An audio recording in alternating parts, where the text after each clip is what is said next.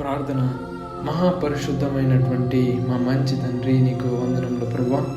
మన రోజులో మొదటిగా మీకు ప్రార్థించుకొని ఈ రోజును ప్రారంభించడానికి ఇచ్చిన గొప్ప అవకాశాలను బట్టి, ఆరోగ్యాన్ని బట్టి, ఆలోచనను బట్టి వందనములు ప్రభువా.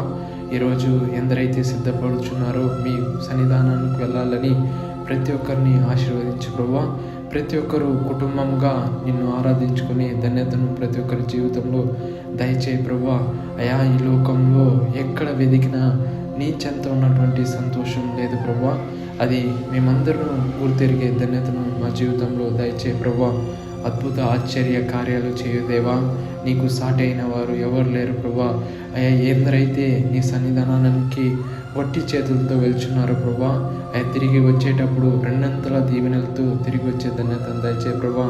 అయ్యా, ఎందు నిమిత్తమై మిమ్మల్ని కొనియాడుచున్నారు, ప్రార్థిస్తున్నారు, వారి అవసరతలను బట్టి అయ్యా వారు ప్రార్థించుకుంటున్నారు ప్రభువా.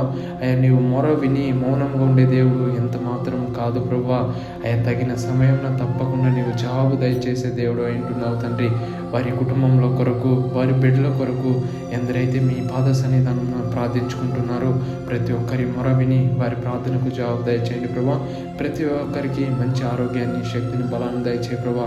ఈ రోజును వారు వ్యర్థపరచుకోకుండా మొదటిగా మీ పాదశాంతకు వెళ్ళి మిమ్మల్ని ఆరాధించుకుని రోజంతట్లో వారి దీవెనలను పొందుకుని గొప్ప ధన్యతను, ఆలోచనను వారికి దయచేస్తారని, మీరు బలపరిచి నడిపించి ఆశీర్వదిస్తారని సమస్త స్తుతి, ఘనత, మహిమ నజరేయుడైన యేసయ్య నామమునకే చెల్లించుకుంటూ మీ దివ్యమైన నామం పెట్టాడి ప్రార్థించుకుంటున్నాం పరమ తండ్రి. ఆమేన్.